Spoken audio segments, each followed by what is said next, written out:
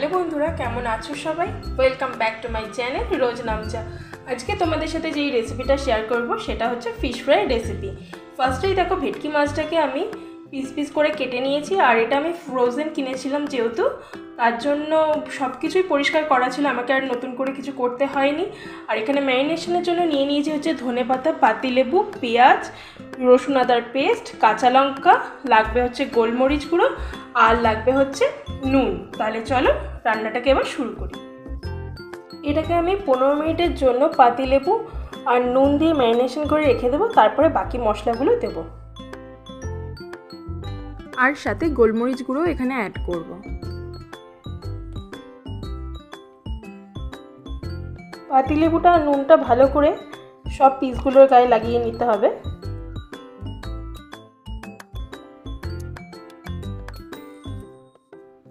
এটা এখন 15 মিনিটের জন্য রেস্টে থাকুক, ততক্ষণে আমি মশলাটাকে তৈরি করে নিই। চলো মিক্সারে।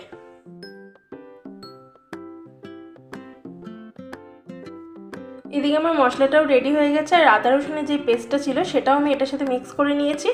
এখন এই মাছের যেই ফিলেগুলো রয়েছে সেটার গায়ে মশলাটাকে ভালো করে মাখিয়ে নিয়ে আরও 1 ঘন্টার জন্য আমি রেস্টে রেখে দেবো।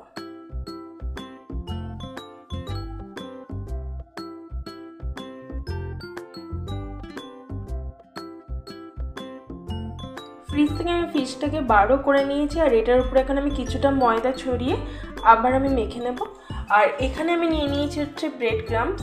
এটা আমি বাড়িতেই তৈরি করেছিলাম। আর এটার মধ্যে একটু গোলমরিচ গুঁড়ো আর নুন দিয়ে দিয়েছি। আর এখানে নিয়ে নিয়েছি হচ্ছে 2টো ডিম, আর এটার মধ্যেও গোলমরিচ গুঁড়ো নুন দিয়ে দিয়েছি। তাহলে চলো ডিমটাকে ফেটিয়ে এবার ফিশগুলোকে এক এক করে রেডি করে নিই। এটার মধ্যে আমি ময়দা দিয়ে দিয়েছি, আর কিছুটা দিয়ে দেবো হচ্ছে ডিম।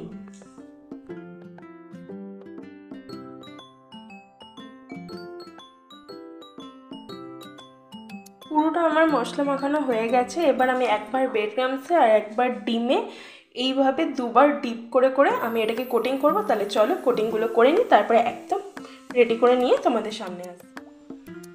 এই দেখো, সবকটা ফিশ ফ্রাই আমি রেডি করে নিয়েছি। আর আমার কাছে যেহেতু শেপ দেওয়ার জন্য কিছু ছিল না, তার জন্য আমি এই ছুরিটার ব্যবহার করেছি, করে দোকানের মতো শেপ দেওয়ার চেষ্টা করেছি। তাহলে চলো এবার ভেজে নিই, আর ভেজে নিলেই রেডি হয়ে যাবে আমাদের ফিশ ফ্রাই। এদিকে গ্যাসটাকে অন করে আমি ফ্রাইং প্যানটাও বসিয়ে দিয়েছি, আর ফ্লেমটাকে আমি মিডিয়ামে রেখেছি। আর এবার তাহলে চলো একে একে ফিশ ফ্রাইগুলোকে ভেজে নিই।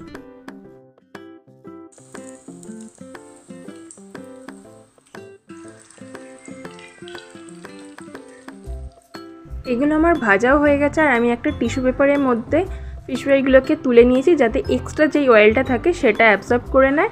আর তাহলে চলো সিদ্ধার্থর কাছে যাই, জিজ্ঞেস করি কেমন হয়েছে। খেয়ে বলো কেমন হয়েছে।